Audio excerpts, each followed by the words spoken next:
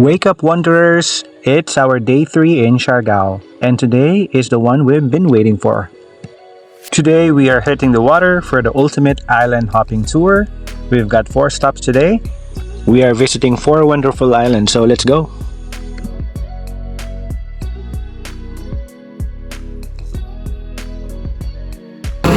So ito yung tour guide namin si Ate Maria. Nakatapos na kami mag-register, dadali niya kami ngayon dun sa port. And we'll kick off our journey here, and we'll first go to Naked Island, she said. Now here at the port of General Luna. If you're doing this DIY, this is where you'll register your group and pay the environmental fees. Make sure you get here early, around 8 a.m. or 8:30 to beat the massive crowds. We checked in, signed the waivers, and found our boat.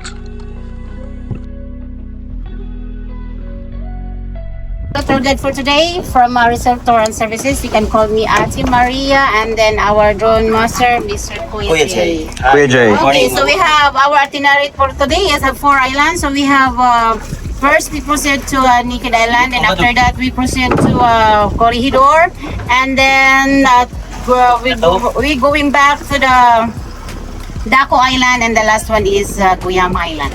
Okay, so the travel time from here going to Naked Island is almost 15 to 20 minutes. And then so we stay there for I think just 20 minutes because we're having our drone. And then we proceed to the second which is Corregidor. The travel time from the Naked Island going to Corregidor is almost 10 to 15 minutes. And then we already arrived in the Corregidor. We are going to going up to the mountain. Okay, so everyone is ready? Yes, Okay, ma'am. so from Corregidor going to Daku is almost I think 30 to 35 minutes the travel time. Okay, so let's go. Let's go. Let's go. So we are on a private tour today because we wanted to set our own pace. You know, staying longer at the island if you wanted to swim more. But if you're traveling solo or you're on a budget, you can definitely opt for a joiner tour. You'll see tons of booths along Tourism Road or right here at the port offering them.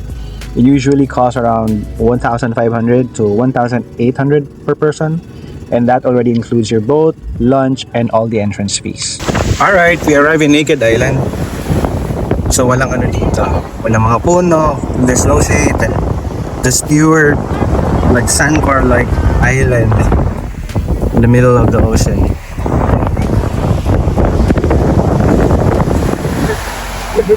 Now, seeing this from the boat is one thing, but seeing it from above, that's a whole different story. One of the best parts about the private tour package we booked was that it actually included professional drone shots. Looking at these clips, you can really see why they call it naked. There's absolutely nothing on this island. No trees, no buildings, just pure white sand and reef. It's about 200 meters of paradise. Having the drone fly over was such a vibe because it captures the skill of how isolated you feel out here. If you're planning your trip, I highly recommend checking if your boatman or tour agency offers drone services.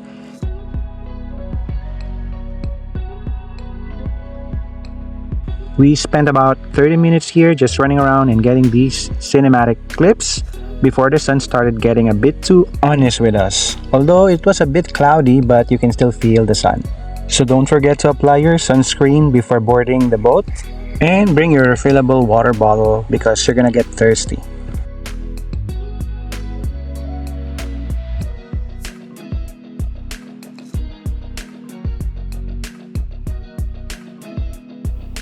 Alright, we are officially waving goodbye to Naked Island. It was the perfect spot to just soak up the sun and enjoy that pure white sand.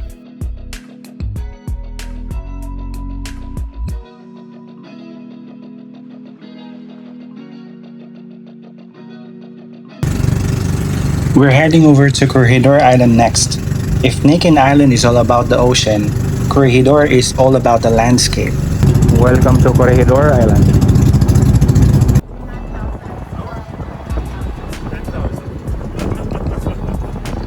Once you arrive, the first thing you'll notice is how lush it is compared to the sandbar we just left. We're trading the open horizon for these massive rolling green hills. Ang ganda ng damo nila dito, Bermuda. Boss, baka gusto natin yung first serve ng buko na malamig para Sige. pag after hike natin. Yan. Isang mahaba pang daan, puno ng Bermuda. I was honestly amazed with how well kept the Bermuda grass is here, going to the mountain top. So we were just wearing our flip-flops doing the hike. It all worked out for us, but you may want to also consider bringing your shoes if you're going to do this, so it's more comfortable for you.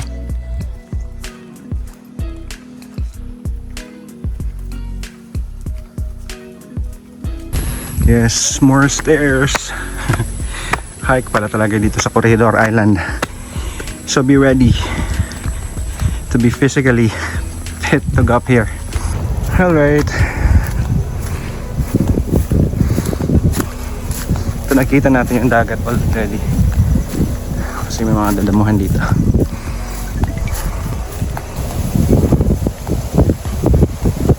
Wow.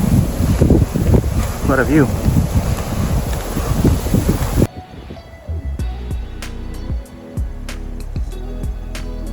Medyo nakakapagod pero malamig yung breeze ng hangin galing sa dagat. So, kahit mataas yung araw. So, it's best to go here in the morning so you won't feel the heat. I mean, the sun is out but you can feel the cool breeze of the sea. I think we're almost there. Stopping by this tree. May shade dito kaya pahinga muna tayo kadali. Pero tingnan nyo naman. This is Corregidor Island. Ganda.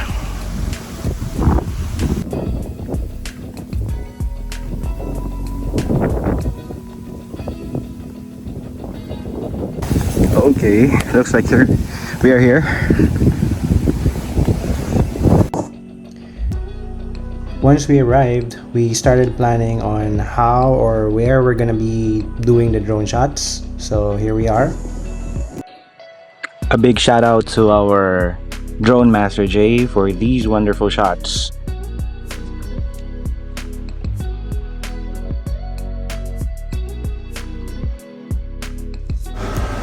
And by the way, if you're new to my channel, please don't forget to like this video. Please also subscribe so you can follow along with my journey. Please also turn on that notification bell so you can get notified on my new videos. Thank you.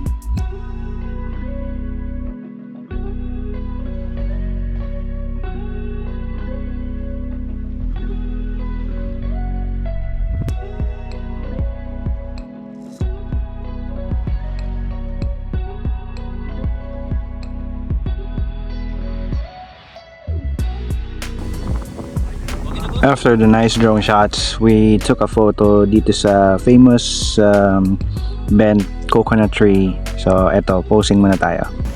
So tapos na kami mag-hiking. Yes, tatambay at mag-relax muna tayo dito sa Empire Resort, kung saan din tayo dumawon kanina.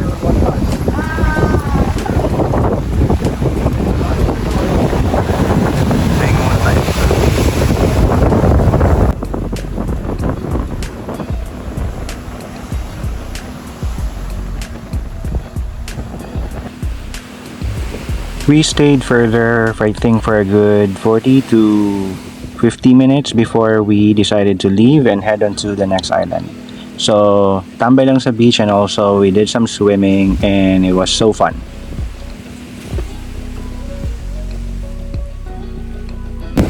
So, we're now leaving Corregidor Island. Our next island stop is in Daku Island. Doon tayo magla-lunch. Sabi ni ate, since medyo malakas yung aloy, baka buti tayo ng mga 40 minutes to get there. It's only 11:45. So mga 12:30 sigurado na tayo magla-lunch. Thank you, Corregidor Island.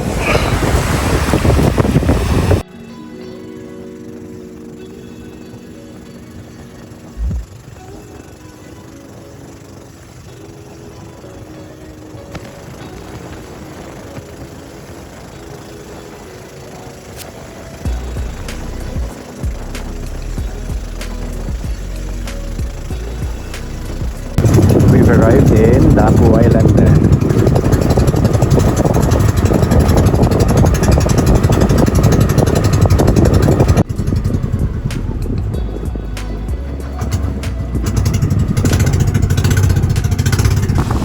Alright, this is Daku Island. A lot of boats here. And ito yung cottage na gagamitin natin para mag-lunch. Dito tayo magla-lunch. Set up nila yung pagkain dito. It's nice. Here's our lunch. Tiglima-lima ride See that? It's Siargao. I love Siargao. I love the presentation. At the same time, sobrang laki ng food na dinala nila. Tatlo lang kaming kakain, but tingnan nyo naman, may pansit, may rice, may fruits, and may seafood, may inihaw na pork, and a lot of other nice food in there. So we really enjoyed our lunch, and ultimately a very nice Siargao experience here in Daku Island.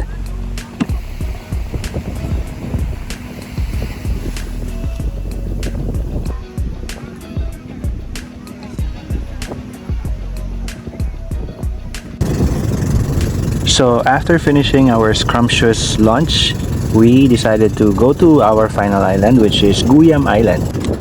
So compared dun sa pinanggalingan nating island, which is Daku. Daku, by the way, stands for big. This is a smaller island, and you can literally walk around it for maybe less than 10 minutes. Welcome, we are now in Guyam Island here in Siargao.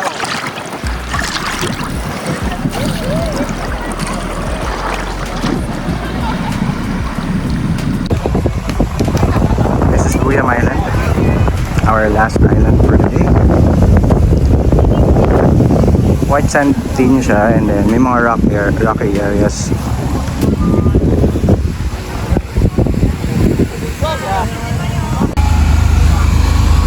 This is just a tiny island, and maganda dito kasi may mga parang activities. Ito may ping pong, may mga ano dyan,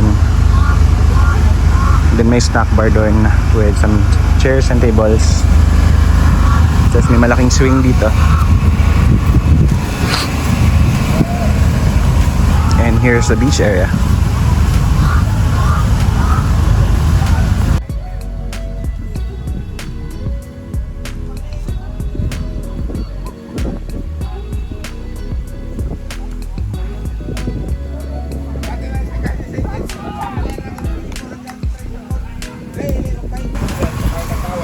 Balik tayo dun sa table and chair natin.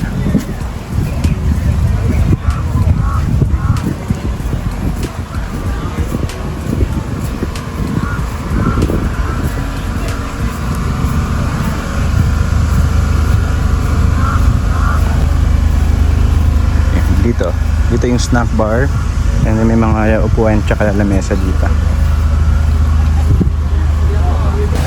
It's time to leave Guyam Island.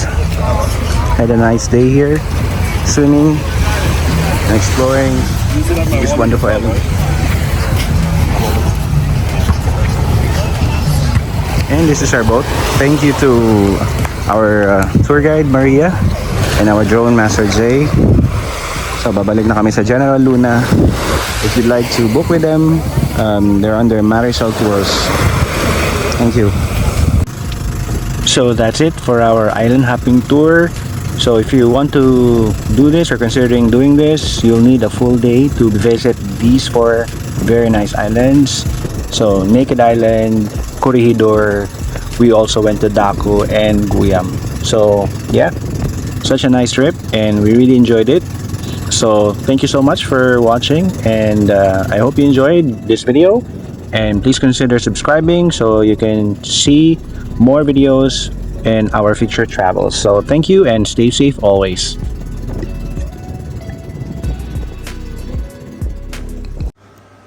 And by the way, if you're new to my channel, please don't forget to like this video